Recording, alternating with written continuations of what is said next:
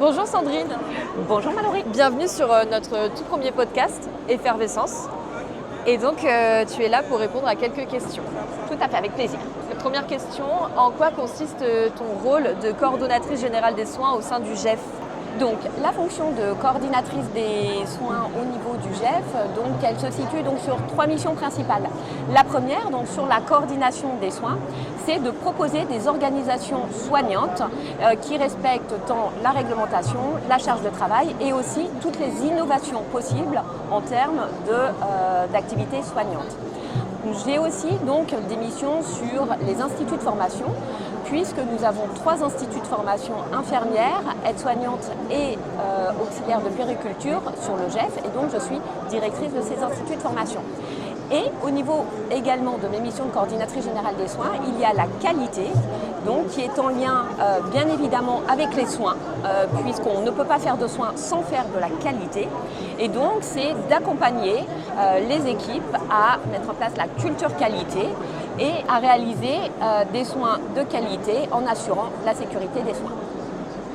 Ok, top. Et est-ce que tu peux nous dire comment s'organise la coordination générale des soins au sein des 4 sites différents du GEF ?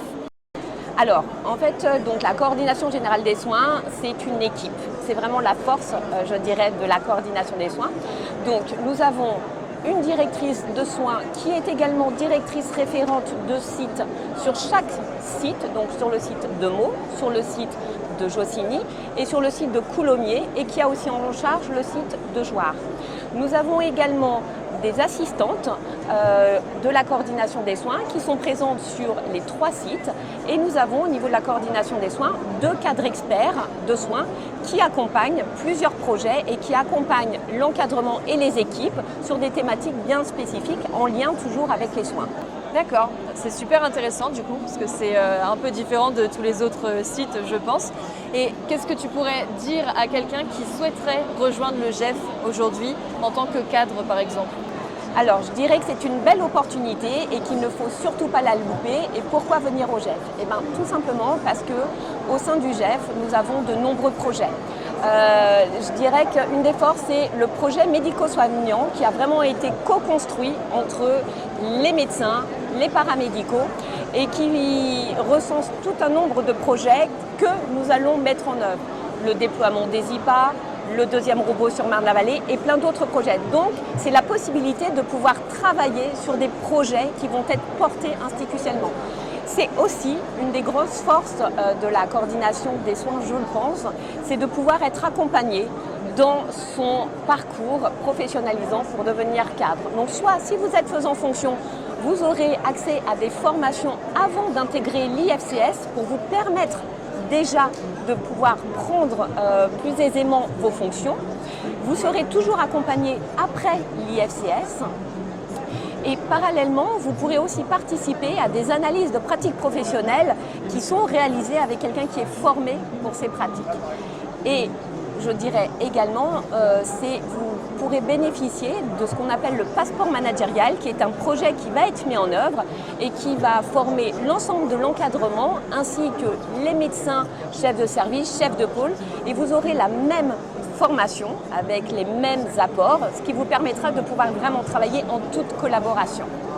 Voilà pourquoi je pense que c'est vraiment une opportunité de devenir cadre au GEF. Merci beaucoup Sandrine, c'est super sympa d'être passée au podcast Effervescence du GEF. Et du coup maintenant on va se retrouver pour la prochaine chronique, la chronique 1 minute pour comprendre.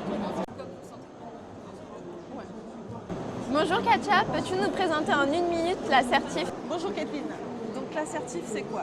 Tous les professionnels d'un établissement de santé ont le même objectif, c'est d'assurer la prise en charge des patients avec la meilleure qualité des soins et les meilleures conditions. Pour ça, tous les professionnels sont inscrits dans une démarche d'amélioration continue de la qualité, que ce soit les paramédicaux, les médicaux, mais également les services techniques et tous les services supports. L'assertif, ça permet de donner un guide à l'ensemble des professionnels, ça nous permet de voir si nous sommes dans les bonnes pratiques. Et en fait, qu'est-ce que ça va nous permettre ? Ça va nous permettre surtout de valoriser le travail de l'ensemble des professionnels au service des patients, de rendre attractif l'établissement, de se faire connaître aussi auprès du public, des patients, et c'est un gage de qualité et de sécurité des soins. Alors c'est parti pour le tu préfères du GEF. Pédiatrie ou gériatrie? Gériatrie, Bloc ou hospitalisation? hospitalisation, 7 heures ou 12 heures? 12 heures, Technique ou relationnel? relationnel, ORL ou gastro? gastro, Allez, une dernière, garde calme et longue ou garde intense et courte? intense et courte,